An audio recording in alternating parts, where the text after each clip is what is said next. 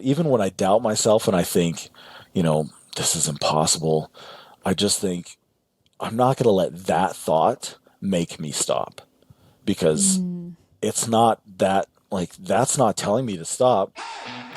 Running 100 miles seems impossible, and maybe even kind of crazy. And it is, but we believe in big crazy dreams. That's why we ran 100 miles. It was such a life-changing experience for us, we decided to devote this podcast to preparing and inspiring you to run your first ultra race. Are you ready to feel the highest highs and the lowest lows? Are you ready to do what you once thought was impossible? Are you ready for your trail to 100?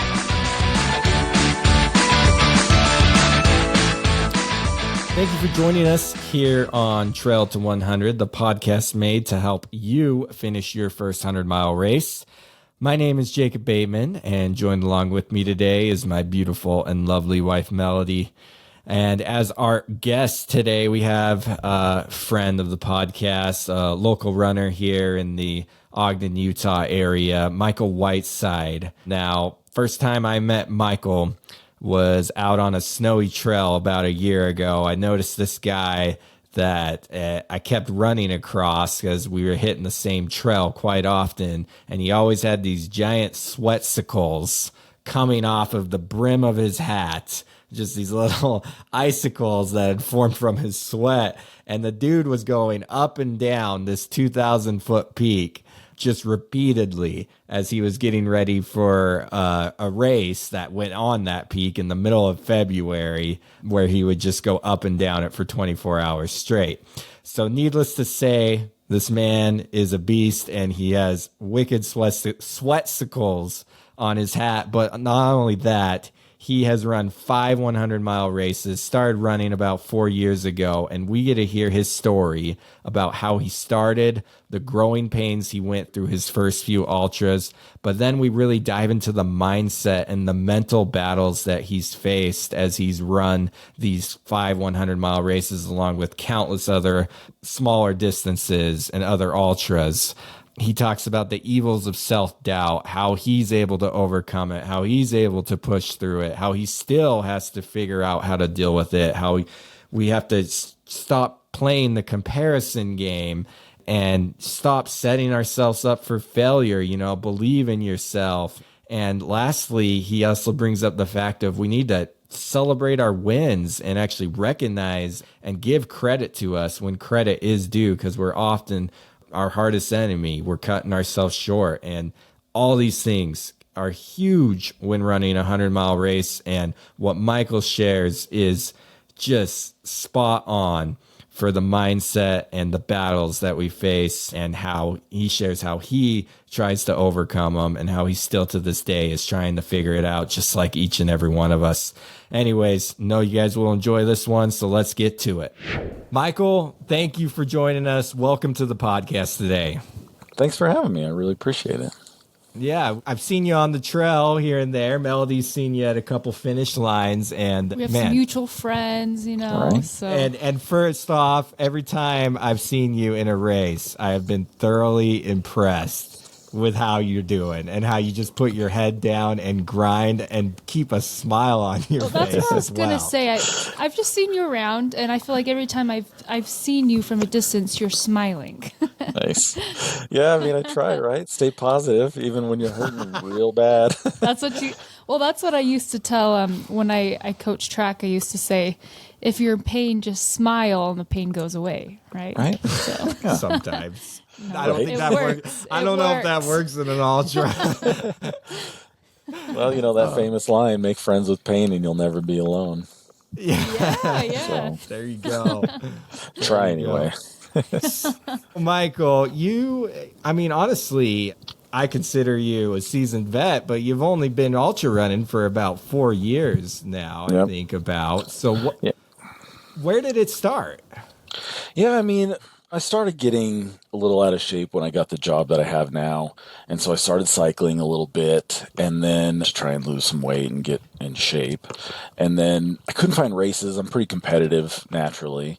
So my wife ended up doing the Portland Marathon, and I saw her finish, and I was like, I kind of need to get on the road and get back into running because I wasn't ever really a runner, so to speak. I really hated it actually in high school. And like as a kid, I hated running so bad. But I joined the Air Force out of high school and they made me run. And so I kind of got into the short distance, 2 miles or less. And then I dropped off when I got out. But yeah, long story short, when I got into running again, I did the road stuff. I did the 5, 10K, half marathon, but it wasn't kind of enough. And I was looking at a marathon, and then my friend kind of pops in from high school, and he's like, "Hey, I want you to pace me in my 100 miler at Wasatch. It's close to me. He lives down in New Mexico, so he's like, it's right by you. I'll be up there. Pace me for the last third of it, which 31, 33 miles. I was like, okay, well that's like triple what I've ever done. So we'll see how that goes. But so I trained rigorously through the summer, definitely overtrained. I mean, I probably trained as if I was doing the 100 rather than just doing the 30. What a good pacer. What a I was committed free, pacer. yeah, I was panicking, right? I mean, I didn't want to let him down. I didn't, want him to be waiting on me or something like that. So anyway, yeah, I did that with him. I ended up doing that the last third of Wasatch, so Brighton to the finish.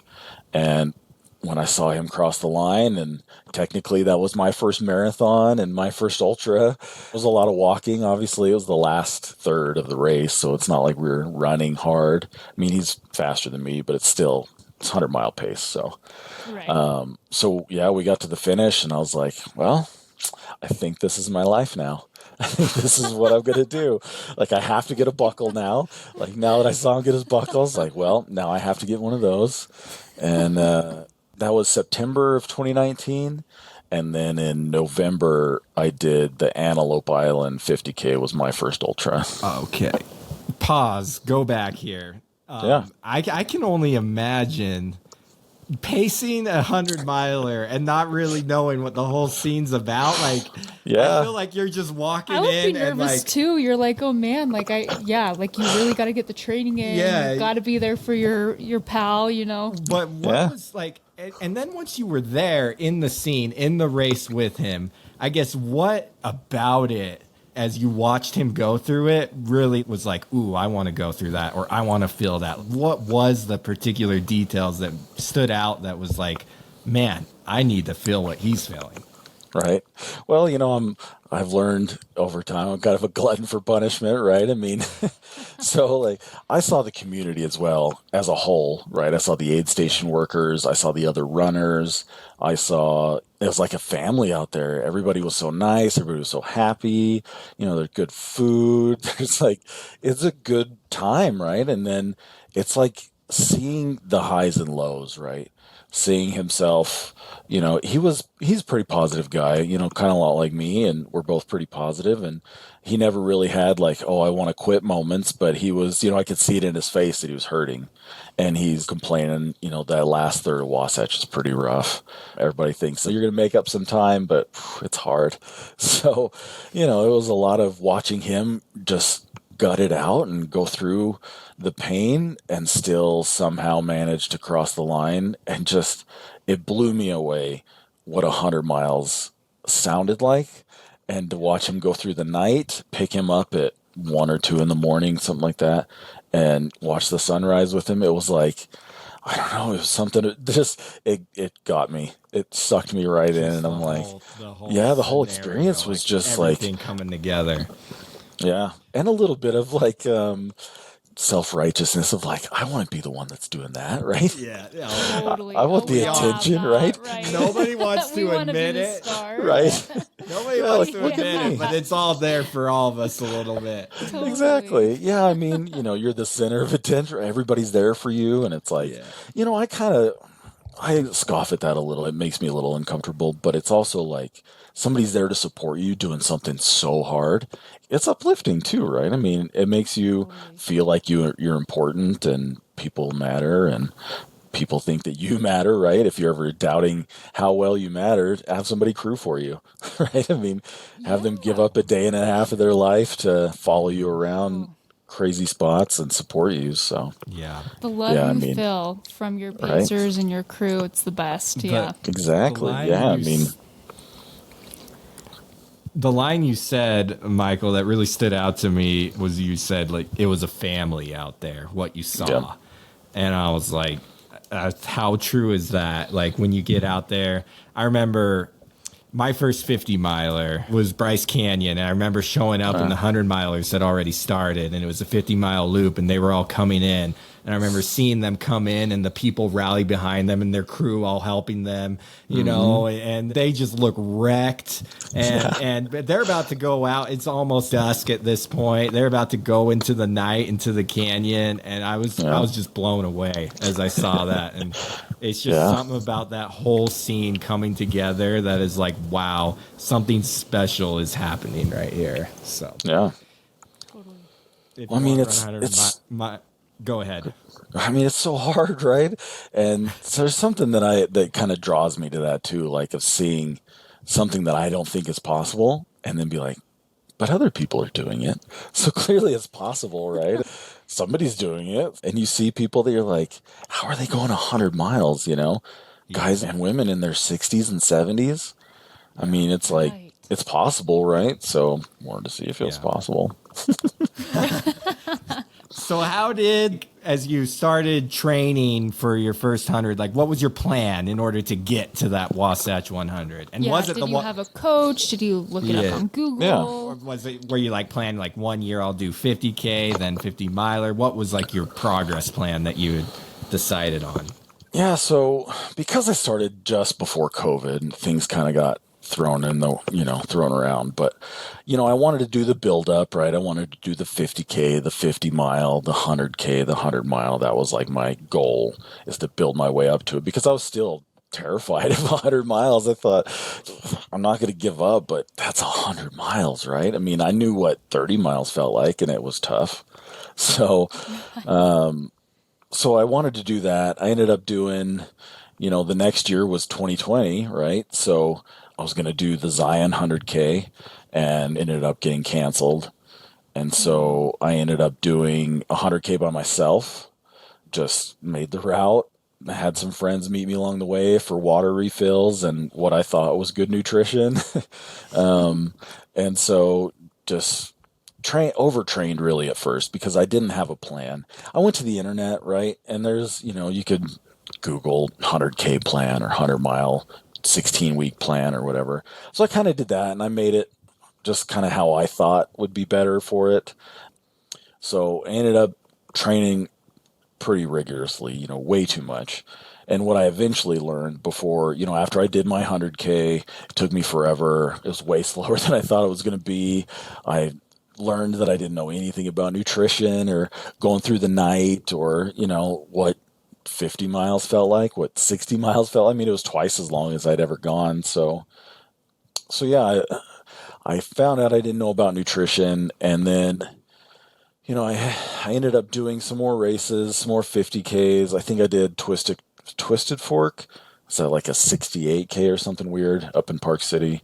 So that was one of the ones that was kind of the build up. And then I did a couple 50 milers at the end of 2020, a month apart, which I found out was kind of a mistake as well. But in my typical fashion, I like to go hard. So I did a 50 miler. I did Mama Bear 50 miler up in Idaho. So Preston's kind of on the Bear 100 course a little bit. And then a month later, I did the Cedar City 50K, which they only did 1 year. And that was my hardest race up until that point. I finished in the last minute of the cutoff, which was something that I was like, fighting the cutoffs all day. That was my first test emotionally, for sure. Of what how I would happened feel on that? Yeah, I'd love to know. Yeah, I mean, so it was October, so still warm down south, and it was not warm here. I was still tired, I think, obviously from that other 50 miler. I wasn't recovered. I wasn't training like I probably should have been. I don't think I was tapering very well before races yet either. And so, and it was hot. I don't do well in heat typically, and I found this out since then, but I don't typically do very well in heat. I know it's something I have to work on this year for sure. But so it got a little warm and my nutrition was bad. They didn't have a lot of stuff at the aid stations. They had like apples and chips and like protein bars, and it was like not 50 miler aid station food, So I got dehydrated. I got behind on nutrition, and I just wasn't, I remember it was around noon, and I was like a half hour ahead of the cutoff. And I was just like, my wife and her parents and my daughter were there at the aid station, and I was like, I was almost crying. I might even shed a little tear or two, but I was like, this is bad. Like I've never felt like this. The 50 miler I'd done, the month before, I killed it. I felt really good the whole time. So I just kind of melted down, but I kept going, right? You're going to have to stop me. I'm pretty stubborn. So it's going to take, you saying, okay, you can't make it. Like we have to stop you. So I just kept going. The last aid station with the last cutoff, I think I had 15 or 20 minutes maybe when I got there and had to sit down and drink. And then I took off and, I was a David Goggins fan kind of at the time. I've, kind of left that. Yeah, I don't know, that attitude a little bit behind since then, but it's a little much, right? It was good for me at the time, right? Extreme. Yeah. Right, exactly. So, but I got down into Cedar City and there was like a mile or two left and I'm like just slogging along. I said, am I really giving everything I have? Like, am I really trying as hard as I can? And I think I probably even said it out loud. I was like, no. And I started running, as hard as I could, which was laughably probably like a 12-minute mile. I felt like I was sprinting, That's pretty good at the end of a 50. Right. So I ended up getting to the finish line with literally like 50 seconds left. And, that was mentally the hardest day I've had up until now. I've had some rougher days since, but, to that point it was. But that kind of triggered me into thinking, okay, I should probably get a coach because 100 mile was next on my list. I wanted 100 miles. That was the eventual goal, was to get 100 miles. So I thought I should probably get a coach.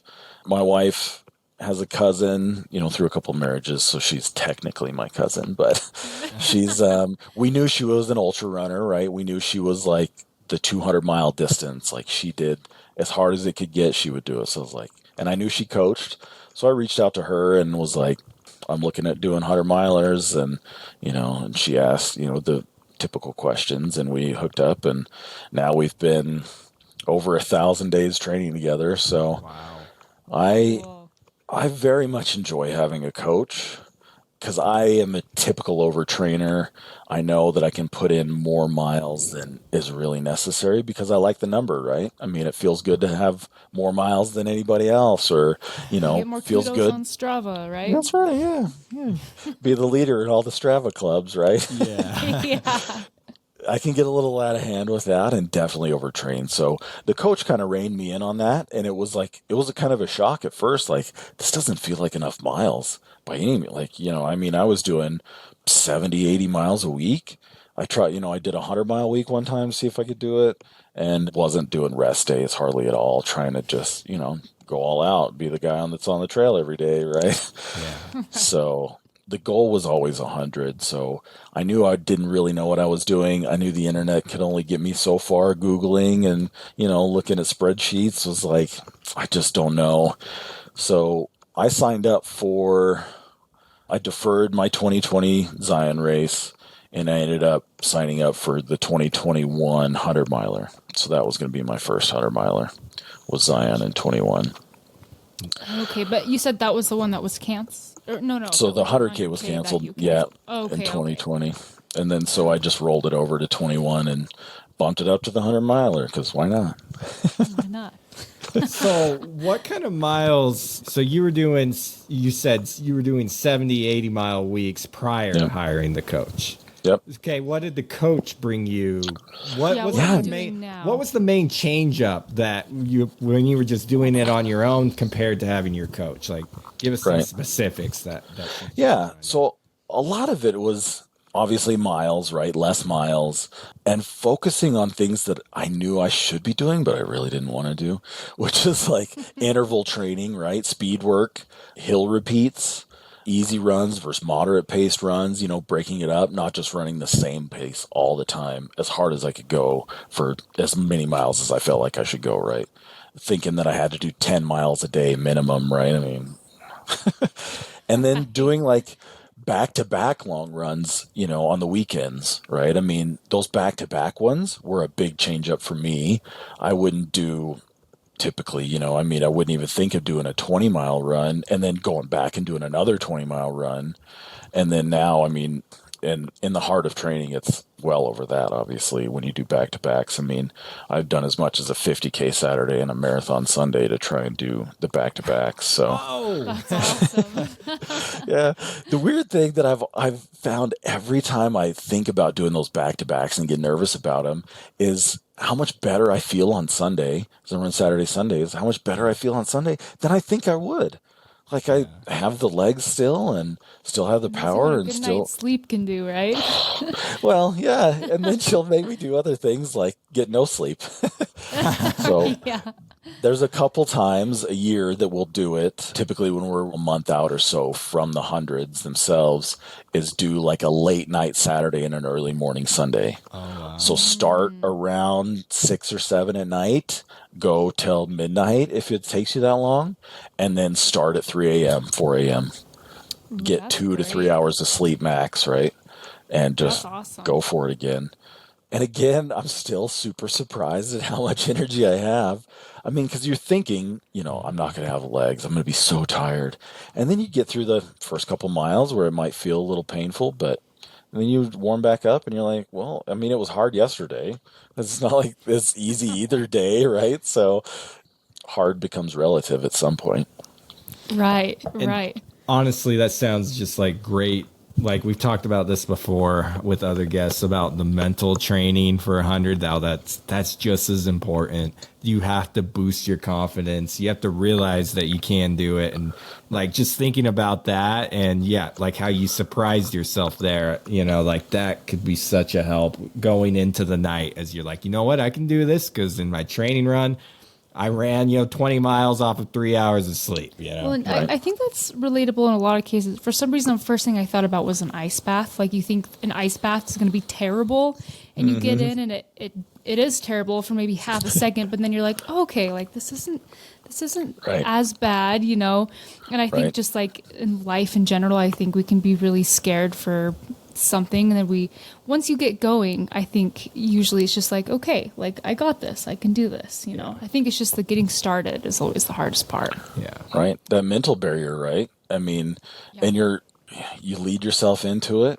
You can drive yourself right into that terrifying realm of this is going to hurt really bad and put yourself in that mental headspace, right? And doubt yourself before you even start, right? I mean, 100 miles, I just was constantly doubting that I could even do it, right? I mean, no amount of training can replicate what 100 miles feels like. I mean, you're not going to run 100 miles in training. You're not going to run 50 miles in training. I've never done more than, other than other races building up to it, right? I mean, supported long runs, but on my own, I've never done more than a 50K and a training run leading up to a 100 miler. And I don't think you ever really need to. As long as you're doing back-to-backs or consistent efforts, right? I don't think it's necessary to do the crazy 100-mile weeks. And It could, not only is it not necessary, but you could hurt yourself. You could Yep. hurt your 100 if you do too much. Yeah. Yep. Yeah, overuse injuries happen a lot in ultra running, right?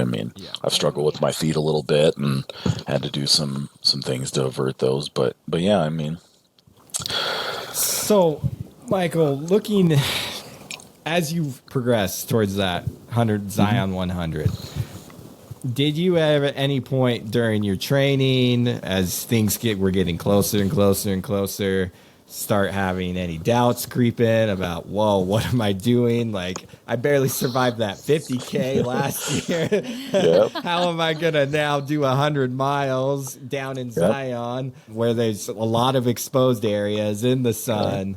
Right. Like, how did those doubts start to come? And if so, how did you deal with them? Oh, yeah. Big time doubting myself, right? Thought, I knew what 50 miles felt like at that point, right? And I knew it was hard. I knew it took me forever. What I felt like was forever anyway, I've always known that I'm not a speed guy, right?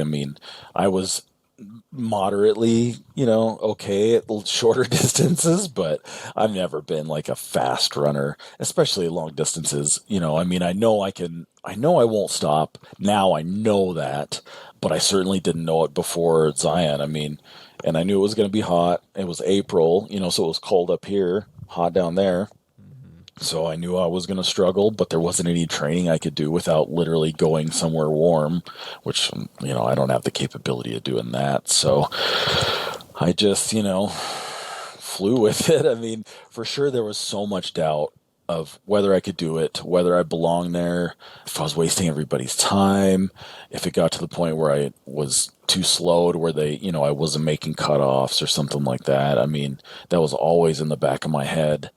And it actually, even during the race, probably in the mile 40 to 45 range, I was like, I'm not going to be able to, I'm going to get cut off. Like, there's no way I'm going to be fast enough. There's no way I'm going to get, I'm super exhausted right now. Like, how am I going to do 60 more miles? Like, there's no way. There's no way. I wasn't going to stop, obviously. I mean, I made my way down. There was a crew stop at mile 50, just over 50 miles, 51 miles, something like that.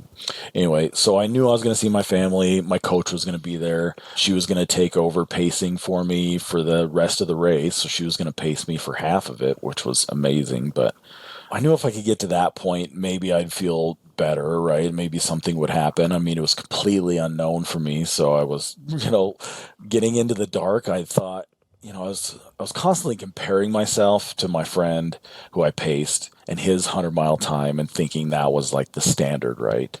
That's what, if I was slower than that, then I wasn't doing as good. There's not as much, there's half of the vert in the Zion 100 as there is in Wasatch. So I was like, I'm already slower than he was for sure. I got to that point, and constantly comparing myself the whole time was one of the biggest mistakes for sure. And setting up myself for failure before I even came close to failing.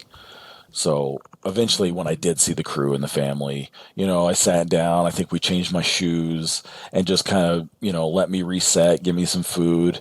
And then my coach took over and she was amazing. I mean, she's been through 100 of these long distance runs, and she was able to just tell me the right things, push me along, make sure I'm doing the right stuff, which was invaluable. I mean, there's no way I could have put a price tag on having her for that 50 miles was tremendous. I mean, there's just nothing else I could have asked for that would have been better. That, I mean, maybe I would have made it fine just on my own, probably would have been slower for sure. But that mental break of having a pacer is so big for me.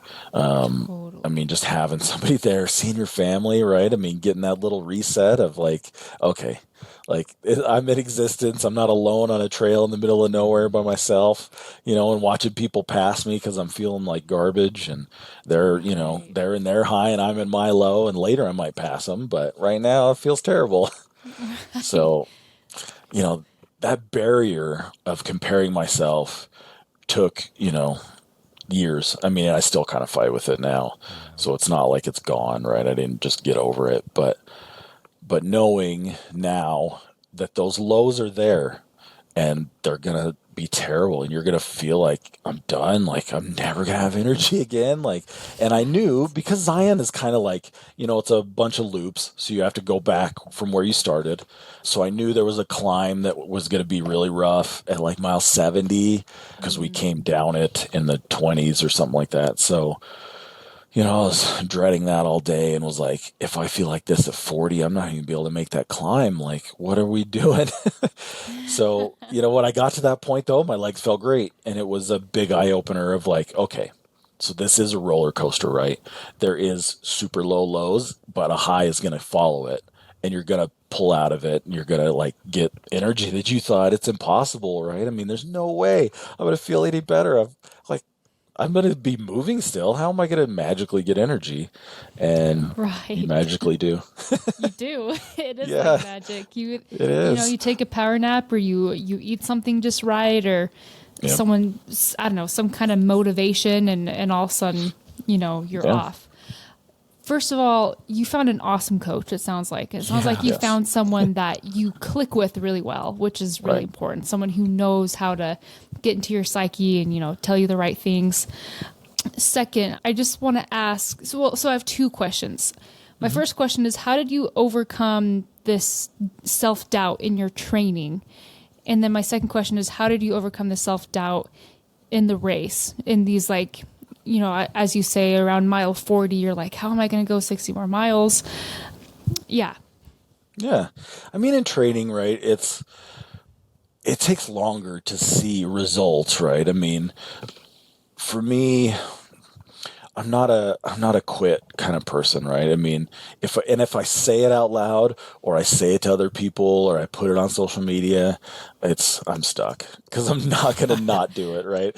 I'm not going to let anybody down. Are you like, dang it, I should have posted that? Yes. And this year was, prime example of that. So, but yeah, I mean, so the training part was being able to look back maybe a month, maybe 3 months later and be like, okay, this is where I was. This is how hard a half marathon on the trail felt. Now a half marathon on the trail, yeah, it still hurts. I mean, it's not like it's not easy, but I can do it. When I come home, I'm not like laying in the bathtub, like questioning my life's choices after, 16 miles, and even my wife has seen it in the summer when you start doing the longer distances, the back-to-backs and stuff. She's like, you used to come home after 14 miles and just look wrecked. She's like, now you did 28 today and you look fine. And I'm like, you lose sight of it personally, right? I mean, you can always think I can be faster, I can be better, that wasn't good enough. But it's being able to look back on your previous training. Strava kind of helps that too, right? I mean, Strava has its ups and downs. It can be, a thief of joy, as they say. Comparison is the thief of joy, right? So, but it's also a good comparison for yourself to see, okay, yes, I was doubting that I could ever do this. Now, even a year later, 6 months, a month, every day you get a little bit stronger. It's hard to see. It's hard to see any progress. That's something with ultra running is even harder to see, I feel like. I mean, you're not looking at shaving seconds off your mile time. You're looking at shaving hours off 100, right? I mean, so that's been the being able to look back, take a step back. And even I try and do it when I'm on a long run because I like to do a lot of vert. So I like to go to the top of the mountain and I catch myself thinking, oh, I still have that much, looking up. And I think, turn around and look down like, okay, I've already come that far. I can't even see my car. The houses look tiny. Like, I've already come this far.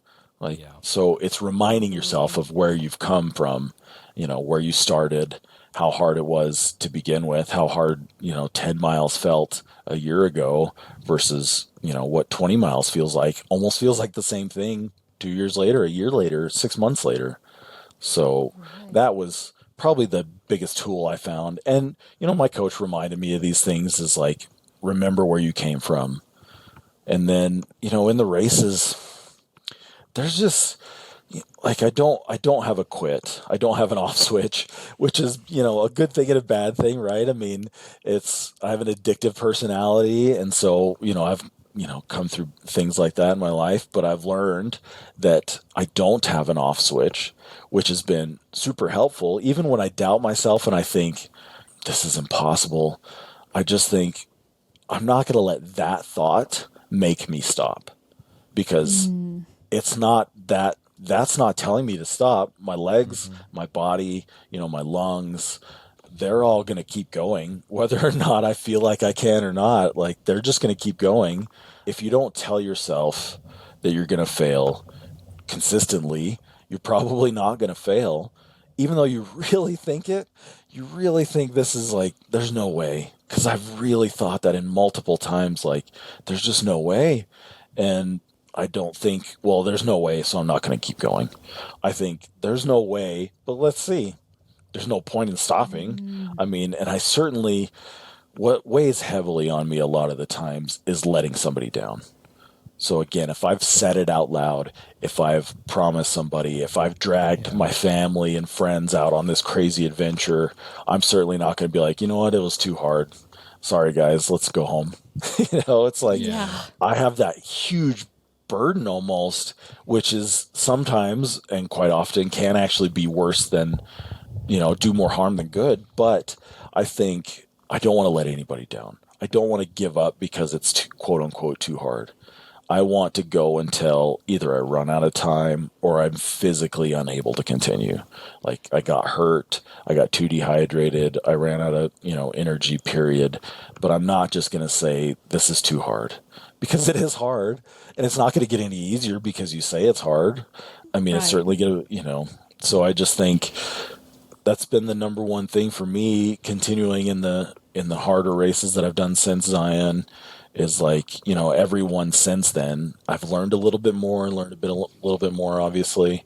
But that first one of just being like, there's no way, but not saying there's no way to the point I'm going to quit. Yeah. That, I love everything you just said. I just feel like it resonates with me so much, because I feel like you hear this all the time, and I've learned, when you have a negative thought, replace it with a positive one, or I feel like I've just learned recently a lot about thought work. And I feel like, in our self-help world on social media, self-help books, and you hear about thought work a lot. And there's just been something about it that just hasn't really clicked for me. But I feel like the way you just said it, that makes sense to me, where it's like you have the thought, but you're going to keep moving anyways. I feel like I feel like you can attest to this, but there's a lot of times where I complain and I'm like, oh, this stinks, or I don't want to do this. And Jacob's like, well, don't give up. And I'm like, I didn't say I was giving up. I'm still going. It's still a goal. Right. I'm just saying, like, it stinks right now, Right. Yeah. And anyways, that just really resonates with me. I love that. Like, I think you're allowed to have those thoughts. And honestly, if you're training for an ultra, you're going to have those thoughts. Yes. But maybe you don't have to put all this pressure on yourself to like replace that thought. Or maybe you don't feel guilty for having those thoughts.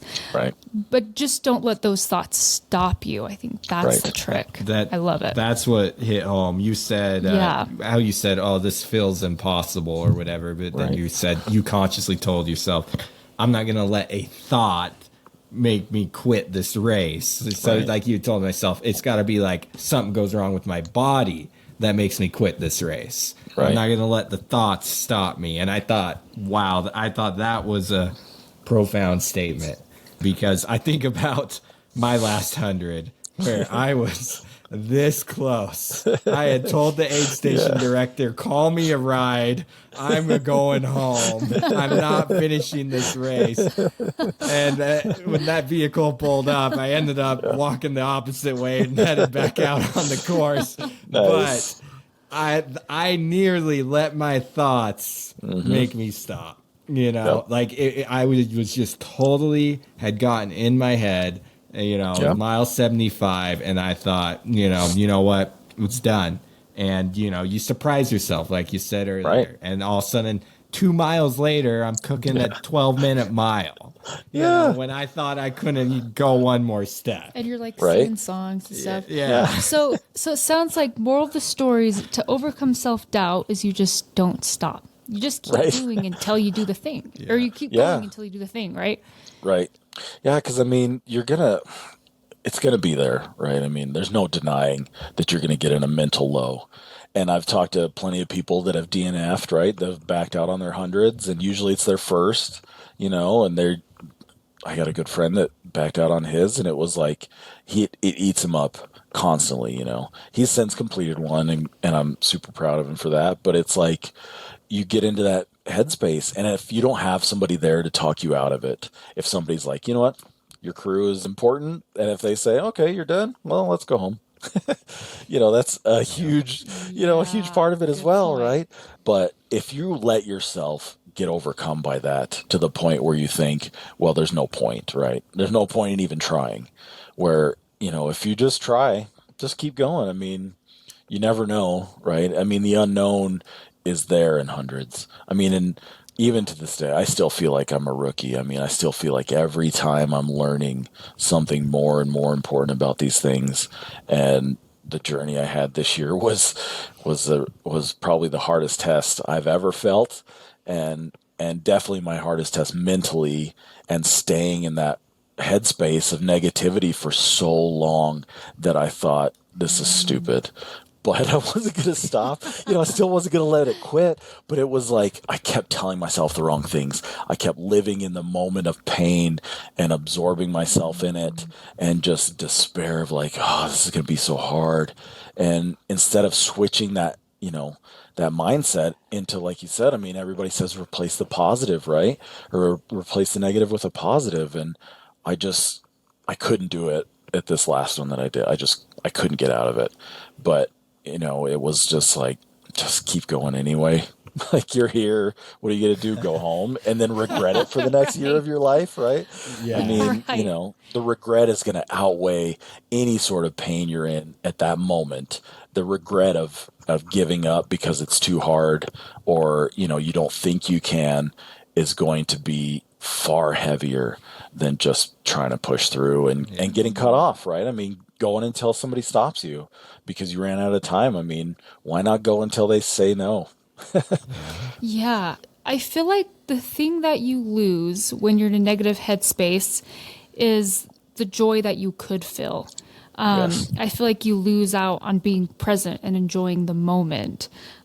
So you can still finish, you can push through those thoughts, but those are things you lose out in a negative headspace. So Absolutely, you right. still, want to try to change that.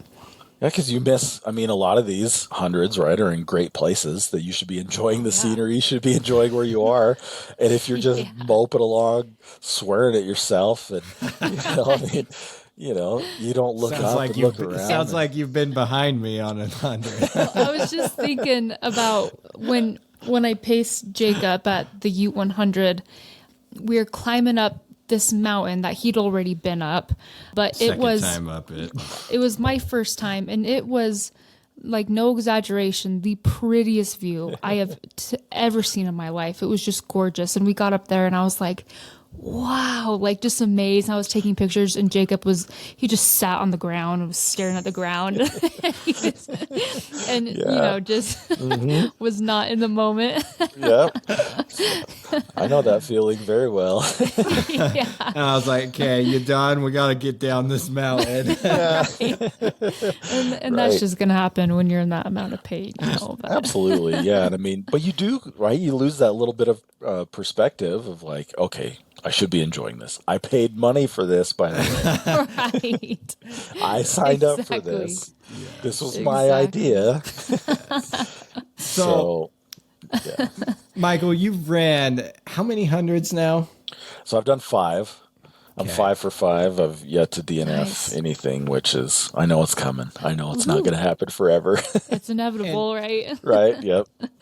And you were you were talking about how this past year was some of your toughest races. And for our listeners out there, you did a very tough challenge. You ran 2 100-mile races, both of them with over 20,000 feet of vert. And you ran them 3 weeks apart.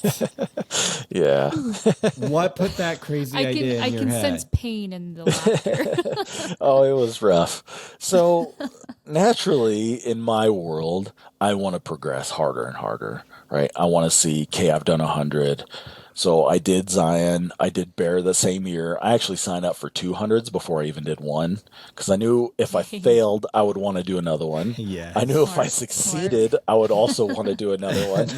So I signed up for the Bear the same year I did Zion. So I did those 2 in the same year, but they were, months apart. So, but anyway, so I did the Bear. The next year I did Wasatch. And then I thought, okay, if I can do the Bear, I can do Wasatch. Maybe I can do them both in the same year. That's obviously the next progression, right? I mean, Of course. The next one's a 200, right? yes. Eventually, yes. The 200s are very much on my radar, but it's going to be a couple years. They're a much bigger undertaking, crew, and all that. That takes some planning. I mean, I think I can do it. I just think it's going to be down the road. It's going to happen, though. But yeah, the Wasatch Bear Double was probably the hardest thing. Definitely the hardest thing physically I've ever done in my life. And probably I mean, not probably, definitely the lowest I've ever felt during a race for the longest time I've ever felt that way. I mean, Wasatch is hard. Wasatch is hard, period. I mean, it's a very tough race. You go through the heat, you go through the cold. There's a ton of vert. It's technical trails. None of it's easy. I mean, there's no easy section on that course. Just isn't. So I knew, I struggled a little at Wasatch this year in the heat, but I was trying to kind of take it easy and got the finish a little slower than I thought I would, but I got it done. So I knew it was going to be rough to get through those next 3 weeks and be ready for another. I knew there was no recovery, so to speak. It wasn't going to, I wasn't going to feel fresh by any means. So I was very nervous. I was already mentally telling myself it was going to be hard, which I think was a big mistake. And then when Bear started, I felt pretty good, actually. I had a good 3 weeks in between. I took 6 days off, walked a couple days, ran pretty well for the second week, and then tapered off for the third week. So I really had 1 week of actual training between. And so when I started the Bear, I felt pretty good, felt way better than I thought I would. Made it to the first crew stop feeling really good. And then by mile 30, I took a video with my GoPro that is probably still on my GoPro, not on the computer or anything. But I said to myself out loud, because I was already struggling to eat, I just was nauseous already. And I said, this is going to be the hardest thing I've done, and I'm going to have to dig very deep for this. And I said it out loud, and I knew I was in for it. But again, I wasn't going to be like, okay, this is too hard. It's going to be hard the whole rest of the time. I should quit. Like, just give up. Because honestly, I wanted that double so bad.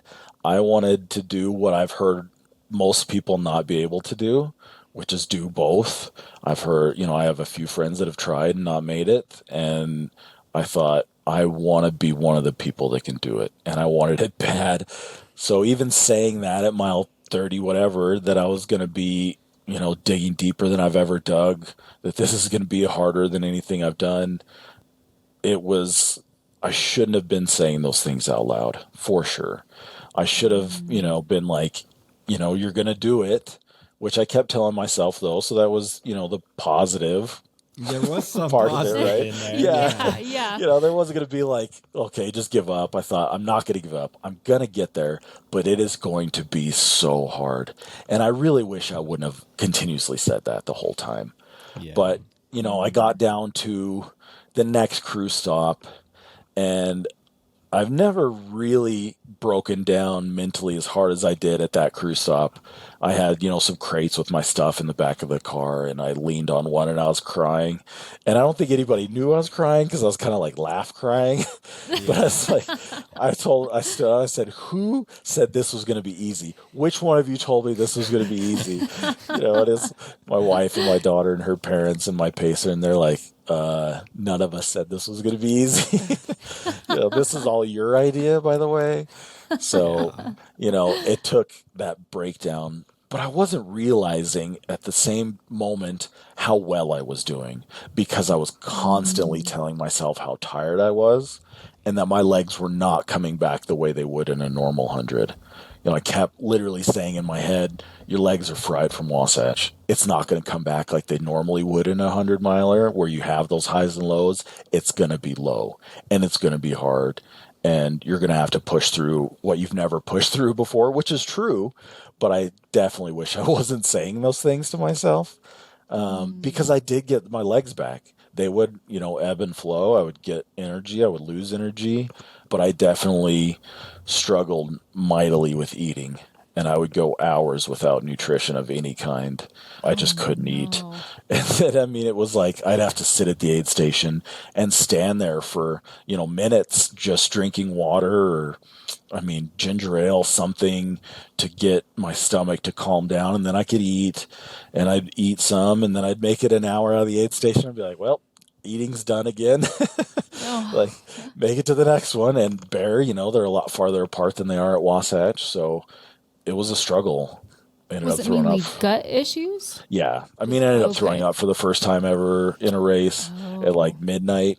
It was like, I had some things that I was going to try, like peppermint oil pills. And the first time I almost threw up, it worked. But that time it did not work. I was not fast enough with the peppermint oil. So it did not do me well. But it was nauseous. You know, I was just nauseous. I just wasn't. I did really well with hydration, which I think is what saved me. I was able to drink. I was doing okay with liquid nutrition or whatever. But I mean, for the most part, it was just like telling myself relentlessly over and over how hard it was going to be. But then I would have these moments, right, where I'd be like, well, look at what time it is and look at where you're at. Like the time you did bear on its own, you were slower than this. Like I was already beating these marks that I thought I was going to be way behind and telling myself that I was way behind, right? So it's like, wake up, dummy. Oh, yeah. Yeah. I think that happens so much in ultra running. I mean, I resonate with that so much. You always think you're doing so much worse than you actually are. Even though everyone around you is like, wow, you're killing it. Yeah. You ask anyone and they're just totally impressed. But because for some reason there's some expectation that you had built in your head that, and you're not quite at that expectation, or you don't think you're quite there, even though if you look back at it, you're like, oh, if I just would have kept my head up, I might have been on track for that, you know? Right. But because some little thing went wrong and I just kept dwelling on what was going wrong, I slowed down even more. And so even though I had it in me, you know, it's like you get so caught up in like, because one thing's off, you get so caught up in it that you don't realize that well you're actually doing. And I think that is a common pitfall you fall into on race day. I've fallen into it in nearly every race I've done. Absolutely, right? I mean, and you have to set goals, right? I mean, you don't have to, but it's ideal, right? I mean, set multiple goals, like best possible case, you know, the main goal, and then, well, this is how we're going to finish goal, right? So it is, though, you nailed it. I mean, it's like you just have to realize where you are versus where you expect to be. Right. Well, and another thing I wanted to point out is I think it is important to be realistic. Like David Goggins says, like, you don't want to go into a 100-mile race and telling yourself, like, this is going to be easy. Like, you want to go in knowing that it's going to be hard, right? So I think it's good to be realistic. And, you know, maybe in your case, like, my legs are more tired than they were when I did Wasatch. Like, I think that's a good thing to be aware of, but then the thing that we want to avoid is dwelling on that. Know that that's the reality, but let's, know that's reality. Yeah. And then just move forward from it, not stay on it. Yeah. Yep. Yeah. I mean, it's just because it's not going to help you, right? I mean, stating the obvious, right? I mean, without being, completely obvious, it's not helping. But at the same point, it is also pushing me a little. I do try and use that doubt and that self-doubt to motivate me to try and push a little harder a lot of the times, because it's like, well, am I falling behind? Maybe I got to push a little harder here. Like, maybe I shouldn't, just sit down at an aid station and pout about it, right? I mean, feel sorry for myself. Because at Bear, I literally did not sit down once. I wasn't going to let myself get comfortable. I was afraid of time the whole time. So I'm like, I'm not even going to sit down in a chair once if I don't have to.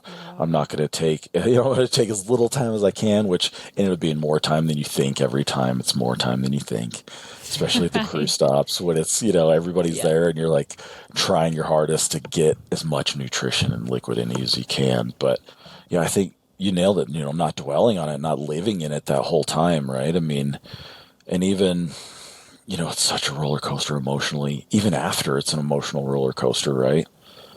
Yeah. Oh, yeah. Oh, it is. The thing is, you don't finish a 100-mile race once you cross the finish line. Now you have weeks of pain and recovery and nightmares, like reliving it over and over again. Yes. Yeah. Asking your crew, is it true that I said this what did or I did say? that? Yeah. Well, I was having to ask my pacer, my coach's husband. He paced me through part of the night at Bear, and I was literally sleeping while I was running. and talking to him in my sleep. Gosh. I'm like mumbling stuff at him, and he's like, "What?" And I'm like, "Oh, sorry, I was asleep. My bad." Like literally had a goodness. dream mid-run, So it was like, Wow. it is funny to hear those things, and you forget, right, what you actually went through. But another You thing do, that you I kinda actually black it struggle out. with the mental part of it and like the self-doubt is after accepting that I accomplished something great and like allowing myself to say, man, I did something most people don't do. And I'll even I've tried a couple times to put it in perspective of what I've done with mild success, but it's like Googling how many people have completed a 100-mile run, right? Yeah. I mean, and it's such a small number. I mean, because you think of how many people complete a marathon, right? I mean, it's like 0.1% of, the population has done a marathon. Or even if you said 1%, which isn't true, it's still not very many people, right? Yeah. So, Right. take that exponentially farther into 100 miles and then even farther into doing 200 milers in 3 weeks. It's been more of a struggle than it should be for me to accept that was an accomplishment that I should even, I know I should be proud of it, right? But it's like, Yeah. was it that hard? Because I did it. So it's like, That you was know, going to be my next question. Like, are you so proud? Because I'm sitting here like, wow, like that's so cool you did that. right. And it's hard. Yeah. Like, so I actually found a clip the other day. Well, it came up on my Instagram and it was like, it's something inside of me is telling me that if I give myself or if I'm proud of myself, give myself credit, then I'm going against everything I've told myself for decades, right? I'm going against, I think he called it a script of this is who I am and how I am. If I'm proud of myself, that goes against that. So, and I'm not being humble enough, right? I mean, I'm being arrogant or something like that. And so it's probably one of the stupidest struggles, I feel like, because there's no reason why I shouldn't be proud of myself for this. For any 100, you should always be proud of yourself for doing 100 miles. It's 100 miles. It's so far. I mean, and most people can't even comprehend, right? I mean, or even know it exists. I mean, you get into this niche culture that we're in of 100 milers and ultra runners and even marathoners, and you think it's the norm. You think this is just what people do, right? People go run 30 miles on the weekend by themselves in the woods. You totally forget Yeah. that it's not normal. Right. It's an Yes. odd world that most people don't even know exists. Exactly. But when all So- your friends and family do it, Yes, That it feels like the whole world. Yes, it's your whole world. I mean, it's everything. So that has been probably one thing I do continuously work on. I need to, but I do continuously work on allowing myself to have that accomplishment feeling. Like, man, I did it, right? I get you. I mean, our first 100 was self-supported, and Yeah. I'm not gonna lie. Afterwards, I was just like, "Did I actually do it? It wasn't an actual race." Like, Right. does it Like, actually count? yeah, does that actually count? Like, it's amazing how you'll just all of a sudden start to discredit yourself. Well, Right. you think you're gonna cross the finish line and be like a changed person, like Right. now I am Yes. like ultimately awesome. But then you cross the finish line and you're like, I feel the same, and it, yeah, Right. like you said, you're like, it can't be that It's cool not that now hard, because I did guess, it. 'cause I- Right. I mean, I did it, so it can't be that hard. Right. I think once again, that's something I think lots of runners struggle with. I'm really glad that this came up. Yeah. I think, That's not Yeah. talked about a lot, but it's Yeah. so true. and I'm just curious what. Yeah, I know that we're getting close to time here, but what do you do like to overcome that? Like the first thing that popped in my head is like post about it on social media. Like it's okay, like get on there, brag about it, like maybe Right. that's a good way to practice being proud. Or, I don't know if that's Right. the best way to do it, but what have you tried? Yeah, I mean, it's talk about it more, right? Talk about it with people that can relate as well, within the community. It's like, I see friends that I haven't seen since then, and you see them on the trail and you get to run with them and they get to tell you to your face that they're proud of you. And you think, Well, they're probably not lying to me. Like, I could say they're lying to me and making me feel good, but they're probably not lying to me. So it's trying to believe in yourself, right? That you did do something. Posting on social media, it's helped, right? I mean, because you do get that, you get people telling you, like, I can't even believe you did that. And it's like, okay, it is something that, outside of my even 100 people I know, if you put it that big, that do it, yes, it is wild. It's, yeah, I mean, there's nothing like it. There's no other way to describe it. There's no other feeling that you get than doing it. I mean, and even telling myself how deep I had to dig early on, knowing how deep I actually went into the well or into the pain cave. My coach is like, you put other rooms in that pain cave. Like, you dug so deep. You have a level now that you've never been able. Right. You got a I basement, mean, stairs, and right? Yeah. Got a hot tub in there. We're just hanging out. yeah. That's a like, comfy pain cave. right? Yeah. So it's, acknowledgement, right? I mean, acknowledging what you've done, how far you've come. It's that looking back down the mountain and seeing, okay, I've already been up 2,000 feet in a 4,000-foot climb. Okay, maybe it's not as hard as it feels like it is because it feels like it's so much farther, but I've already done that much. Maybe this accomplishment is well worth, the pain and the effort I went to, because it's very hard. It's very hard to do what I did. It's very hard to do what most people don't even think about doing, and then to double that. Like, so Right. it's, trying to be able to say that out loud without feeling gross about saying it. I struggle with saying something and posting something on social media, being like, look at me. It just doesn't, it feels a little icky to me, right? I mean, to try and get that approval from people that, but sometimes you actually need that. And you need somebody outside of your head, outside of your little world, to say, yes, you did it.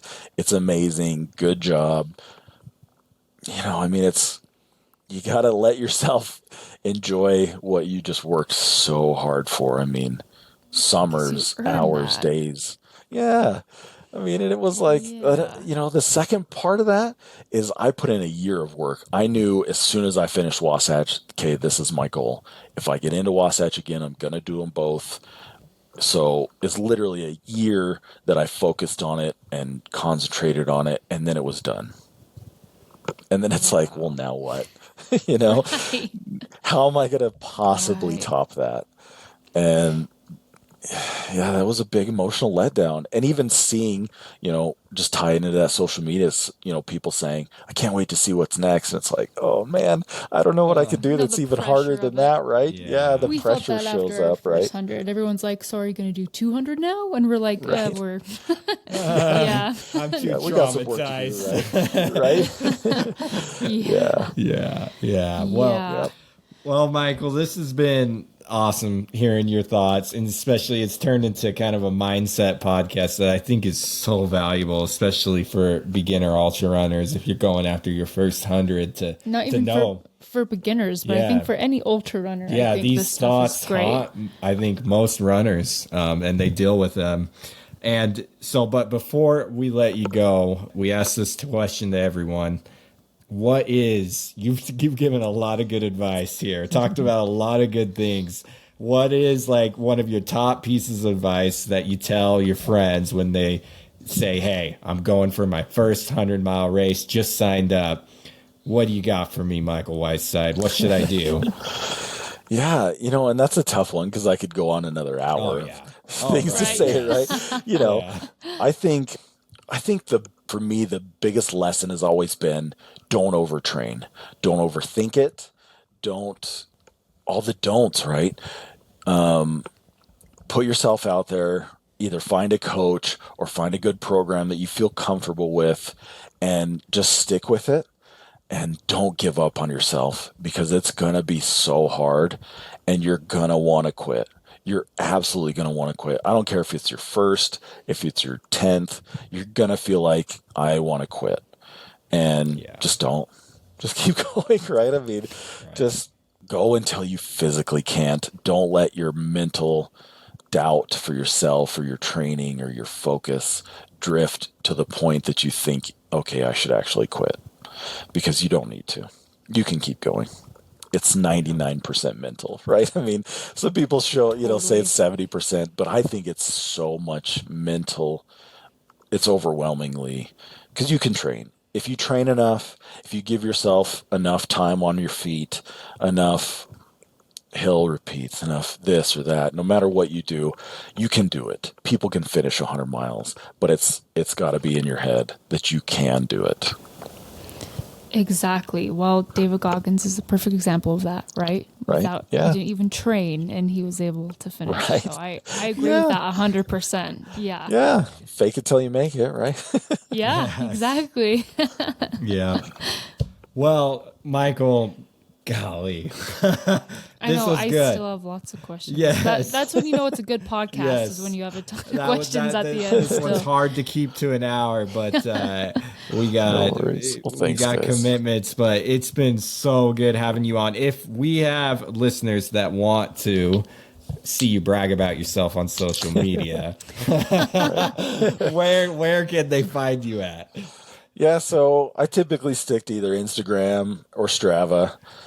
I try and post my daily runs on my story on Instagram. I don't post very much, posting, so to speak. But yeah, and I'm obviously active on Strava, so either one.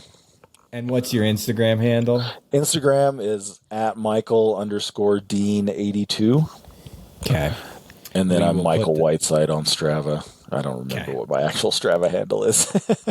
We will look it up, and we'll put that in the show notes for the listeners. Perfect. Okay, Michael, thank you so much. Thank you, guys. I really appreciate it. Oh, it's been awesome to get to know your ultra running story more and hear what's gone into it. Awesome. Well, thank you, guys. I appreciate your time. Once again, a big thank you goes out to Michael Whiteside. Holy cow, Melody, did he have some great insights onto the mindset that it takes to run 100 miles. That was a fantastic podcast. Also, for anyone who's watching this on YouTube, yes, I know my eyelashes are gone now. I forgot that we still had this part to record. It's nighttime, and I started taking off my makeup and getting ready for bed. And Jacob's like, "We got to do our takeaways." So, Melody, besides taking off your eyelashes, what are your takeaways? My biggest takeaway was, I kind of already talked about it during the podcast, but when he talked about not letting the negative thoughts stop you. And I just think that's so powerful. I definitely struggle to change my negative thoughts into positive thoughts. That's something that I am continuously working on. But I've always felt this like guilt for having these negative thoughts. And I don't know, I just realized that we're all human. We're all going to have these thoughts. I think what really matters is the actions that you take. Are you going to let these thoughts stop you, or are you going to have these thoughts because we're human and we all have them, and keep going? I'm right there with you, kind of. I've never thought that it was bad to have the negative thoughts. See, I drown in guilt. I'm like, I'm a terrible person. Like, I have no guilt about having the negative thoughts. I just feel bad when I let the negative thoughts control my actions. Right, right. And I think what Michael said when he just says, don't let your thoughts make you stop. What a powerful phrase for everything in life. Yeah. Not just running, but everything. If you want something and you feel good about it and it's a good thing you're going for, then don't let the thoughts in your brain be the reason you stop pursuing that goal. Well, and I think that's the first step. Then the next step is to learn how to replace the negative thoughts with positive thoughts, so you can be present and enjoy the journey and what you're going through. So it's not just miserable the entire time. Well, you're not going to get to where you want to go most of the time if you're dwelling on the negative thoughts constantly. Or maybe you'll get there, but it's just miserable. Like what Michael said, he got there to the finish of the bear, but it was just very miserable because he dwelled on the negative. Right. I guess I just thought, for me personally, I thought, man, I'm a negative, lazy person, and I hope this doesn't come across as, I don't know, self-righteous at all or vain, but it just made me realize, like, I think I'm really good at not letting the thoughts stop me. I have the thoughts and I let everyone around me know what I'm thinking, but the thoughts have never stopped me. And I don't know, I guess that was just like a little like self-realization that makes me feel a little bit better about myself. Yeah. I mean, I guess it just comes down to, it's fine to have the thoughts. It's just, you got to get over them. You got to stop dwelling on them. Yeah. You know, like that's, and I just love what I'm going to tell myself that for a lot of goals that I have in life. Don't let your thoughts make you stop. Right. Don't let your thoughts be the reason you stop. And it's you okay stop, it's to got to be have those something thoughts. else. Something else. Or Not it your needs to be a thoughts. valid reason that you're stopping. Yeah, something else outside of my thoughts. Yeah. Out of I sight see. of self-doubt. Yeah. It's not going to be self-doubt is why I stop. Right. So, Right. anyways, big thank you to Michael. If you're going for your first 100-mile finish, I think this episode is a must listen. 100%. Yeah, he's run 5 of them now, and then he think he's gained a lot of good knowledge as he continues to be just a beast of an ultra runner. What blew me away was in the beginning when he's like, yeah, I ran my first ultra. What was it? In like 2019? 4 years ago, 2020. Yeah, and then he's like, oh yeah, and then I ran this and this and then this and this race and this race. He went And I to was town. like, it sounds like you've been running your whole life. Yeah. yes, he did. Anyway, so thank you to Michael for coming on the podcast. So thank you to each and every one of you guys for tuning in and listening today. And remember, if you want to run 100 miles, make it happen.